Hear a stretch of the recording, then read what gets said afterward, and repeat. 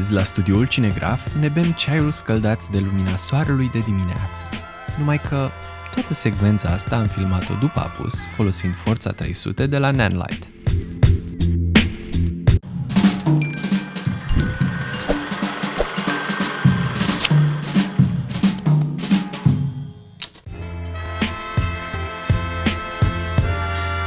Bun venit în studioul Cinegraf. Eu sunt Vladimir. Am avut ocazia să lucrez cu Forza 300 de câteva ori și este o lampă cu adevărat remarcabilă.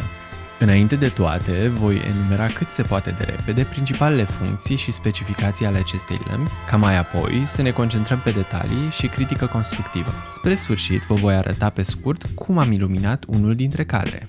Start. Lampă LED Cobb monobloc. Intensitatea luminii reglabilă de la 1 la 100%.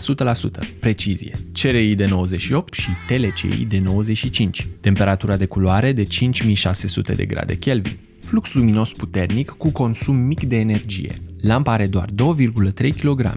Construcție din metal, montură Bowens S-mount, răcire activă silențioasă, dacă îi musai poți opri ventilatorul, dar pierzi jumătate din cantitatea de lumină, se poate alimenta de la baterii V-mount, reflector de 55 de grade inclus, panoul de control, montura V-mount, alimentarea la 220 de volți și controlul DMX combinate într-o singură unitate de control.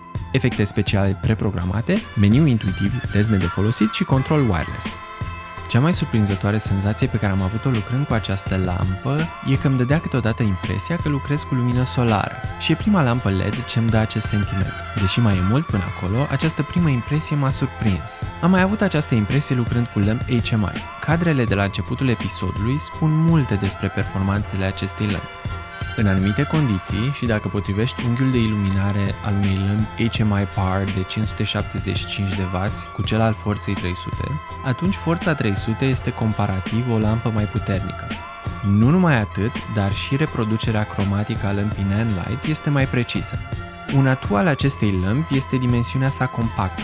Cei de la Nanlite au redus dimensiunea și greutatea acesteia folosind un singur radiator răcit de un singur ventilator de dimensiuni generoase. Ventilatorul nu este zgomotos și răcește eficient matricea LED. Lampa se numește Forza, iar conform numelui, performanța sa nu dezamăgește. Cu reflectorul detașat obținem 12.000 de lux la distanța de 1 metru. Asta înseamnă o diafragmă de f16 la ISO 400. Cu reflectorul atașat, povestea se schimbă radical. Datorită suprafeței fațetate a reflectorului, lumina este concentrată foarte eficient și obținem 47.000 de lux.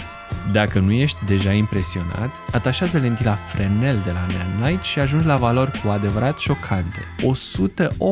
108.000 de lux în modul spot. Comparativ, lumina solară directă oferă între 32.000 și 100.000 de lux aproximativ.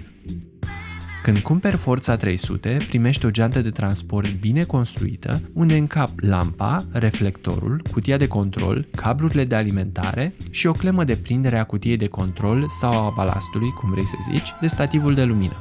Împreună cu această lampă, linia Forza conține alte două lămpi, una de 60 de W, care a devenit mai nou lampa mea preferată, și una de 500 de W, foarte recent lansată, ce este comparabilă în anumite condiții, cu o lampă HMI Power de 1200 de W. Ai de asemenea la dispoziție și o serie întreagă de accesorii pentru a modifica lumina emisă. Iar acum hai să despicăm puțin firul în patru, fiindcă întotdeauna este loc pentru îmbunătățiri. La prima impresie, cutia de control mi s-a părut foarte voluminoasă, însă m-am liniștit când am rotit-o și am văzut plăcile V-mount. Era de fapt un bloc ușor și decupat, cu loc pentru baterii sau pentru sursa de alimentare. Un plus, panoul de control este ușor accesibil când este montat pe un stativ sau când stă pe podea.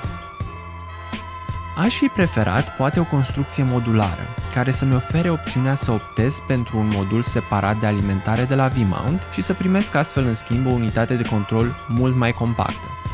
Lampa se atașează de cutia de control cu un cablu de 2,5 metri, iar cutia de control se conectează la 220 de volți cu un cablu de 4,5 metri. Mi-ar fi plăcut ca lampa să vină la pachet cu un cablu de 5 metri, lungimea maximă pe care o poate avea cablul de control, astfel când montez lampa mai sus sau pe un boom să nu fie nevoie să urc balastul după ea. Din fericire, dacă este necesar să urci balastul într-un loc inaccesibil, poți controla lampa de la distanță cu o telecomandă accesibilă ce costă în jur de 200 de RON. Sistemul de prindere este ingenios și ușor de folosit, dar mi-ar fi plăcut ca acesta să fixeze ferm balastul de stativ, astfel încât să-l pot monta oriunde. Per ansamblu, sunt foarte mulțumit de această lampă, în special de calitatea și intensitatea luminii, dar și de construcția sa. Cred că poate fi un atu în kitul oricărui director de imagine, gaffer, fotograf sau videograf. Hai să aruncăm un ochi la cum am iluminat acest cadru.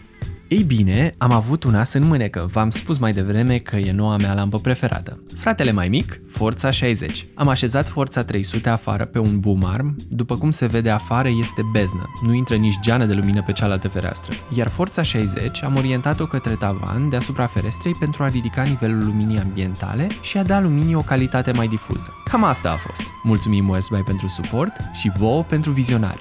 Ne vedem data viitoare!